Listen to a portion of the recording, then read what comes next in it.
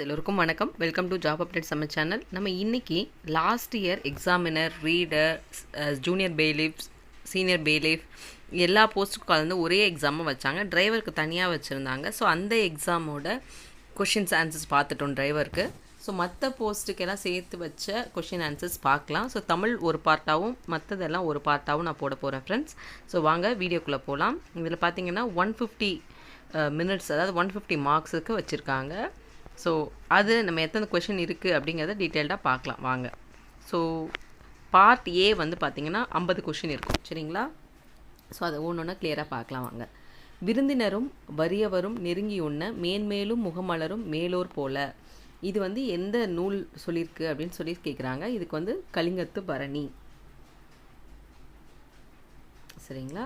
அடுத்து ஆ இ உ என்பன டேஷ் ஆகும். இது வந்து ஈஸியாக சொல்லிடலாம், சுட்டு எழுத்துக்கள். இதில் வந்து ஆ ஈன்னு தான் வந்து நம்ம இப்போ பயன்படுத்திகிட்ருக்கோம். இப்போ வழக்கத்தில் இல்லாத சுட்டு எழுத்து எதுனா உ, அதாவது ஆங்கிறது அந்த இந்த அப்படி அந்த நம்ம சொல்லும்போது அதாவது சேமையில் வர்றது. இந்த அப்படின்னா பக்கத்தில் இருக்க அண்மையில் இருக்கிறத சுட்டுறதுக்கு பயன்படுது. அதுக்கு ரெண்டுத்துக்கும் நடுவில் இருக்கிறத சுட்டுறதுக்கு பயன்படுறது தான் வந்து ஊ எழுத்து. பட் அது வந்து இப்போ நம்ம வழக்கத்தில் யூஸ் பண்ணுறதில்ல, சரிங்களா? அடுத்த கொஷின், திருவிளையாடற் புராணம் எழுதியவர் பரஞ்சோதி முனிவர். அடுத்து உடன்பட்டு கூறும் விடை. உடன்பட்டு கூறுறதுன்னு என்னது? நம்ம கேட்குற கொஷினுக்கு அப்படியே ஆன்சர் பண்ணுறது. அது வந்து நேர் விடை அப்படின்னு சொல்லுவாங்க. மறை விடை அப்படின்னா நம்ம வந்து அதுக்கு டைரெக்டாக சொல்லாமல் மறைச்சி வேற ஒன்று சொல்கிறது. அடுத்து உற்றது உரைத்தல் அப்படின்னா இப்போ உனக்கு கால் வலிக்குதா அப்படின்னா கை வலிக்குது அப்படின்னு சொல்லிட்டு மாற்றி அந்த மாதிரி சொல்கிறது. உருவது கூறல் அப்படின்னா நீ போயிட்டு வரையல, இல்லை எனக்கு வந்து காய்ச்சல் வரும் அப்படின்னு சொல்கிறது. இனிமேல் நடக்க போகிறது சொல்கிறது வந்து உருவது கூறல் அப்படின்னு சொல்கிறது, சரிங்களா? அடுத்தது வந்து 5வது கொஷின் பாருங்கள். பொருந்தாததை தேர்ந்தெடுக்க அப்படின்னா திருநாவுக்கரசர், சுந்தரர், திருஞான சம்பந்தர் அவங்க 3 பேரும் ஒரு இதாக வந்திருப்பாங்க. தேவாரம் எழுதுறது மூவர் அப்படின்னு சொல்லிட்டு வந்துடுவாங்க. மாணிக்க வாசகர் மட்டும் தனி. ஸோ அடுத்தது கம்பன் வீட்டு கட்டுத்தெரியும் கவி பாடும். இது வந்து யார் சொன்னது அப்படின்னா பாரதியார். இன்னொன்று சொல்லியிருப்பார், அதாவது கம்பன் இசைத்த இசையெல்லாம் நான் அப்படிங்கிற மாதிரி ஒரு வேர்டும் சொல்லியிருப்பார், சரிங்களா? அது ஞாபகம் வச்சுக்கோங்க. அடுத்து நகு என்ற சொல்லி நக்கான் என்ற வடிவம் குறிக்கும் காலம் இறந்த காலம். அடுத்து 8வது கொஷின், சிலப்பதிகாரத்தில் மாதவி நடனமாடிய ஆடல்கள் எத்தனை வகைப்படும்? 11 வகைப்படும். அடுத்து அறிஞருக்கு நூல், அறிஞரது நூல் ஆகிய சொற்றொடர்கள் பொருள்களை வேறுபடுத்த காரணமாக அமைவது. இதில் வந்து என்னது? வேற்றுமை உருபு. இங்கே வந்து 4ஆம் வேற்றுமை உருபு வந்திருக்கு, இங்கே வந்து 6ஆம் வேற்றுமை உருபு வந்திருக்கு. அது கண் இல்லைங்களா? அதுங்கிறது 6ஆம் வேற்றுமை உருபு. அடுத்து முதுவேநீர் காலத்திற்கான மாதங்கள் ஆனி, ஆடி. இதுவே வந்து சித்திரை வைகாசினா இளவேனில் காலம், மாசி பங்குனிங்கிறது பின்பனி காலம், இது வந்து ஆவணி புரட்டாசி அப்படிங்கிறது கார்காலம். அடுத்து குளிர்காலம்ங்கிறது ஐப்பசி கார்த்திகை. ஸோ இந்த 6 ஃபஸ்ட்டு கார்காலத்தில் ஸ்டார்ட் பண்ணிடுங்க, ஆவணி புரட்டாசி. அதுக்கப்புறம் என்ன காலம் நமக்கு வரும்? மழைக்காலம், அதாவது கார்காலங்கிறது மழைக்காலம் இல்லைங்களா? ஸோ அது முடிஞ்சு என்ன வரும்? குளிர்காலம் வரும். ஸோ ஐப்பசி கார்த்திகை. அடுத்து முன்பனி காலம் தை மார்கழிங்கிறது. அடுத்து பின்பனி காலம் மாசி பங்குனி. அடுத்து இளவேனில் காலம் சித்திரை வைகாசி, முதுவேனில் காலம் ஆனி ஆடி. ஸோ இது 6 ஞாபகம் வச்சுக்கோங்க. போர் முனையில் 1000 யானைகளை வென்ற வீரனை புகழ்ந்து பாடும் இலக்கியம் எது அப்படின்னு கேட்டாங்க அப்படின்னா பரணி. இது வந்து பரணிக்கோர் யார் சொல்லுவாங்க? பரணிக்கோர் ஜெயங்கொண்டார், அது ரொம்ப இதாக சொல்லுவாங்க இல்லைங்களா? அடுத்து ஏறு தழுவுதல் இடம்பெறும் சங்க நூல். இது வந்து இங்கே ஆப்ஷனில் பார்த்தீங்கன்னா அகநானூறு, புறநானூறு, நற்றிணை, கலித்தொகை கொடுத்துருக்காங்க, சரிங்களா? இது கலித்தொகை, சரிங்களா? அடுத்து 13வது கொஸ்டின், நீரின்று அமையா யாக்கைக்கும் எல்லாம் உண்டி கொடுத்தோர் உயிர் கொடுத்தோரே. இது வந்து சொல்கிறது இது புறநானூறு தான் சொல்லுது. அடுத்து தம்பிரான் தோழர் அப்படிங்கிறவர் சுந்தரர், சரிங்களா? அடுத்து வேறுபட்டதை சுட்டுக்காடு. மூடு பனி, ஊறுகாய், கடிநாய் இது எல்லாமே வந்து பார்த்திங்கன்னா வினைத்தொகை. மூடு சரிங்களா? ஊறுகாய், ஊறுகின்ற காய், ஊறிய காய், ஊறும் காய். அதேமாதிரி கடிக்கின்ற நாய், கடித்த நாய், கடிக்கும் நாய் அப்படின்னு வரும். நீலவானம் தான் அந்த மாதிரி நம்மளால் சொல்ல முடியாது, 3 காலத்தையும் காட்டுற மாதிரி சொல்ல முடியாது, அதனால் வேறுபட்டு இருக்குது, சரிங்களா? அடுத்து 14வது கொஸ்டின், உயிரெழுத்து 12ம் எதை இடமாக கொண்டு பிறக்கின்றன? கழுத்தை இடமாக கொண்டு பிறக்கின்றன. அடுத்து மூக்கை இடமாக கொண்டது மெல்லின எழுத்துக்கள். தலை வந்து ஆயுத எழுத்து, மார்பு வந்து வல்லின எழுத்து, இடையின எழுத்தும் வந்து கழுத்து இதுதான் இடமாக வச்சு பிறக்குது, சரிங்களா? அடுத்து 17வது கொஸ்டின், கலையரசி மாலை தொடுதலை தொடரில் இடம்பெறும் விடைமுற்று. இதில் பார்த்தீங்கன்னா எழுவாயும் நமக்கு தெரியும், யார்? கலையரசி. மாலை அப்படிங்கிறது என்ன பண்ணுறாங்கன்றது, தொடுத்து முடிச்சிட்டா அப்படிங்கிறது காலத்தையும் சொல்லுது. எல்லாமே வெளிப்படையாக தெரியறதுனால அது வந்து தெரிநிலை வினைமுற்று. இந்த 4ஆம் வேற்றுமைக்குரிய உருபு எது? கு.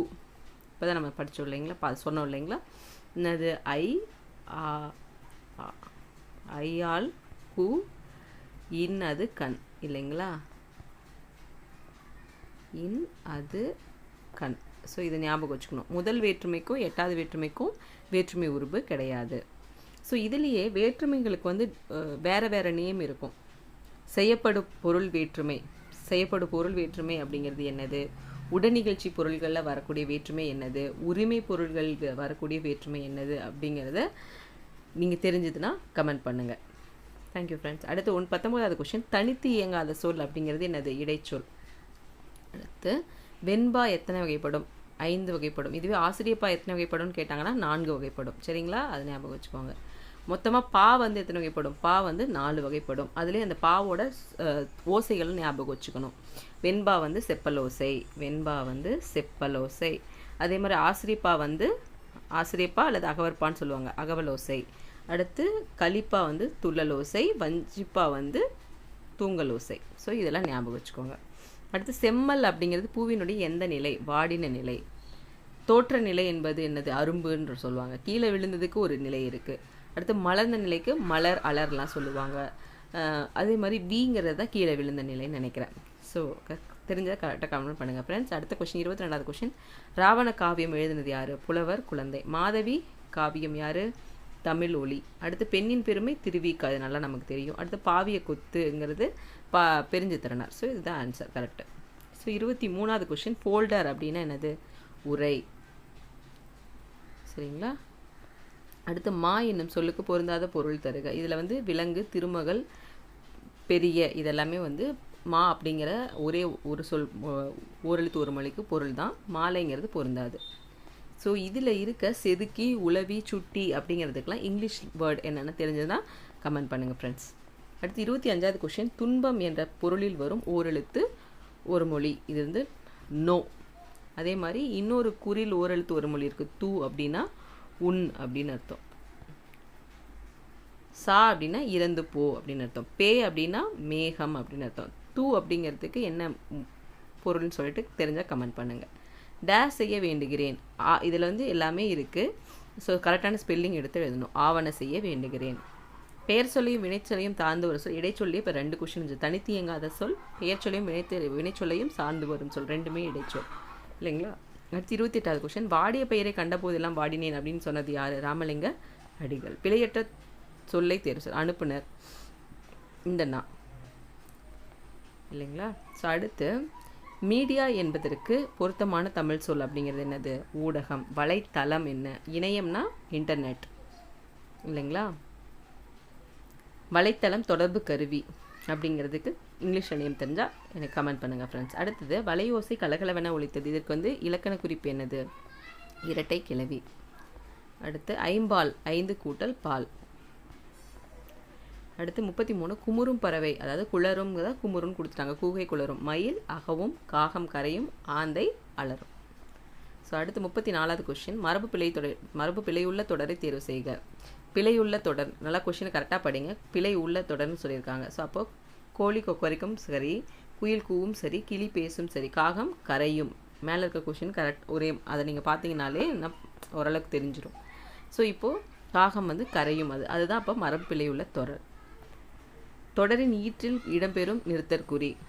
நம்ம ஒரு சென்டென்ஸ் எழுதும்போது முடிக்கும்போது எதை வச்சு முடிப்போம்? முற்றுப்புள்ளி வச்சு தான் முடிப்போம். பிழையான தொடரை சுட்டி காட்டுக. இதில் பார்த்தீங்கன்னா எந்த பாடம் இப்போ வரும்? சந்திப்பிழை. ஸோ மற்ற இதுலேயுமே சந்திப்பிழை வராது, அதாவது சந்தி.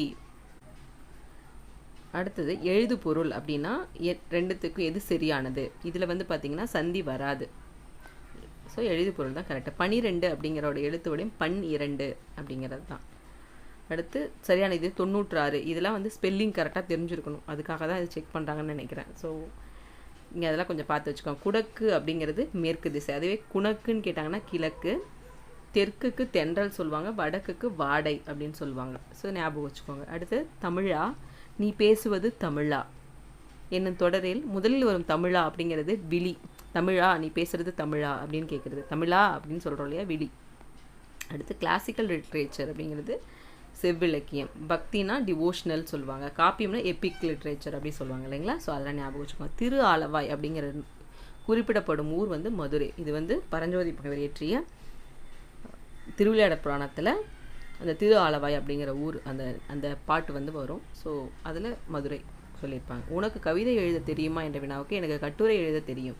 ஸோ அப்போ என்ன பண்ணுறோம், கவிதைக்கு பதிலாக கட்டுரைன்னு சொல்கிறோம். அப்போது இனமொழி விடை.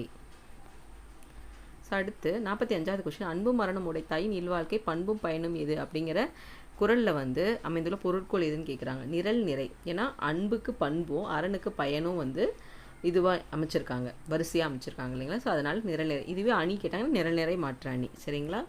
அடுத்து 46 வேல நெடும் படை அப்படிங்கிறது என்னது? வேலம் அப்படின்னா யானை. சாரி. அடுத்தது வேலவன் குன்றம் அப்படிங்கிறது இதில் என்னது? திருத்தணி. இதுவே மாலவன் குன்றம்னா திருவேங்கடம். ஸோ அதெல்லாம் ஞாபகம் வச்சுக்கோங்க. குடிமக்கள் காப்பியம் சிலப்பதிகாரம். இதுவே பெண்கள் போற்றும் சீர்திருத்த காப்பியம் அப்படிங்கிறது புரட்சி காப்பியம் அப்படிங்கிறது மணிமேகலை. தலையை கொடுத்தேனும் தலைநகரை காப்போம் அப்படின்னு சொன்னது, தலைநகருங்கிறது சென்னை. யார் சொன்னது அப்படின்னா மாப்போசி சிலம்பு செல்வர் அப்படின்னு சொல்லுவாங்க. சரிங்களா. மாப்போசிவஞானம் சிலம்பு செல்வர் அப்படின்னு சொல்லுவாங்க. மங்கையராய் பிறப்பதற்கே நல்ல மாதவம் செய்திட வேண்டுமம்மா என்று பாடியவர் யார்? கவிமணி தேசிக விநாயகம் பிள்ளை. அவ்வளோதான் ஃப்ரெண்ட்ஸ், இந்த 50 கொஷின் முடிஞ்சது. ஸோ கண்டிப்பாக உங்களுக்கு யூஸ்ஃபுல்லாக இருக்கும்னு நம்புகிறேன். ஸோ இது தேவைப்படுறவங்களுக்கும் ஷேர் பண்ணுங்கள், உங்கள் ஃப்ரெண்ட்ஸுக்கும் சப்ஸ்கிரைப் பண்ணிக்கோங்க சேனலை. அப்போ தான் இந்த மாதிரி நான் போடுற வீடியோஸ் வந்து உங்களுக்கு வந்து அப் டு டேட் கிடைக்கும். ஸோ இப்போ ரீசெண்டாக மெட்ராஸ் ஹைகோர்ட்டுக்கு விட்டுருக்க நோட்டிஃபிகேஷனுக்கு எப்படி அப்ளை பண்ணலாம், எப்படி ப்ரிப்பேர் பண்ணலாம் அப்படிங்கிறத நான் கண்டினியூஸாக வீடியோவாக போட போகிறேன். ஸோ என்ஜாய் பண்ணுங்கள் ஃப்ரெண்ட்ஸ்.